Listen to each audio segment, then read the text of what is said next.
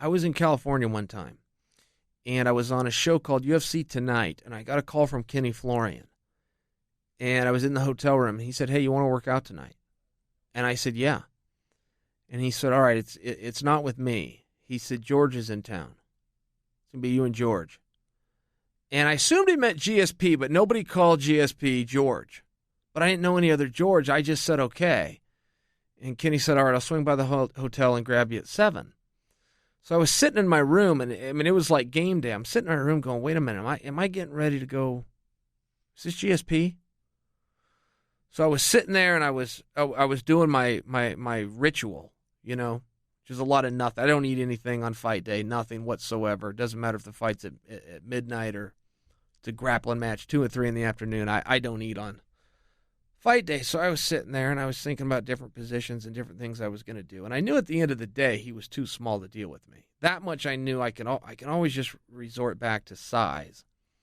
But let's go see what this George St. Pierre is all about. If, in fact, it even is George St. Pierre. Kenny was a little cryptic. So he comes and picks me up at 7. I get in the car, and we drive into this industrial area. We get out. We go underground in this building. We're in the basement, and it's a beautiful jiu-jitsu room, all matted out, and some heavy bags along one wall, nice and clean, and locker rooms and showers and the whole bit. And the place is packed, and largely with kids and just a full class going on. So I go and I change my clothes. I come out, and there's GSP. And he's got his gi on, and he's got his belt tied. And I realize, yeah, Kenny was talking about George St. Pierre. So I'm going to be nice and respectful. And I don't know if this is George's gym. See, that's another part about it. I don't know. Kenny hasn't given me enough info. I don't know if this is like George's home. And you don't come into a guy's house, no matter what a competitor you are, and there's a way about it. Even if you're planning on getting over on the guy that day, there's still a way about it. And I don't know. I still don't know the answer to that. All I know is when I come out of the locker room, there's George St. Pierre. So I start working out. Kenny's going with George. I'm going with a guy in the class. And then we rotate. Now I'm going with Kenny, and George is going with a guy in the class. And eventually we kind of eased our way into each other. And there was a couple of takeaways. This was years ago. This was probably 2013. And I still remember how strong that son of a bitch was. I mean, I'm talking about a weird strength. And a lot of it in his grip.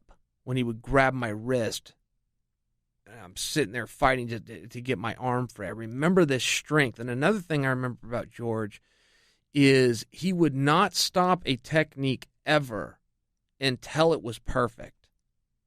I can remember specifically a leg lock that he would be going for, but he would not. It wasn't quick. You know, when I drill, it's very fast. I'll go, it's maybe 2 seconds tops, and then the partner goes.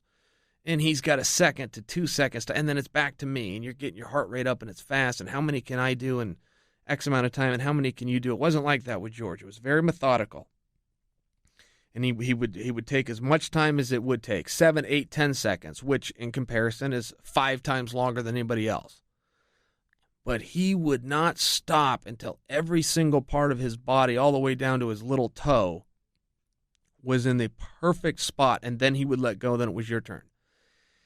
And I just remember a couple of those takeaways. He had a different philosophy than other guys. When the workout was over and you're sitting there visiting and you're recovering and letting your sweat stop before you go in the showers, he was sharing some of his philosophies. And I can remember one that he said, but he did not believe in training more than 25 minutes hard per session. And he would say that. He'd go, well, my fights are 25 minutes. So I need to know how hard I can go within that period. I don't need to know how hard I can go stretching it out over an hour or 45 minutes or 50. I will come in, I will get warm, and I'll go really hard, 5 5s, and then I'm done. And he told me he even did that with his mitts. He was working with Freddie Roach at the time. But he would even do that with the mitts. He would go into the wild card, he'd roll the shoulders out, he'd hit a little bit of gymnastics and get warm. Boom. 5 5s out of there.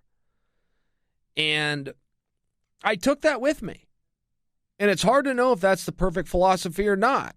I can just tell you that's as close to a perfect fighter as you're ever going to see, and that's his philosophy. So take that with you.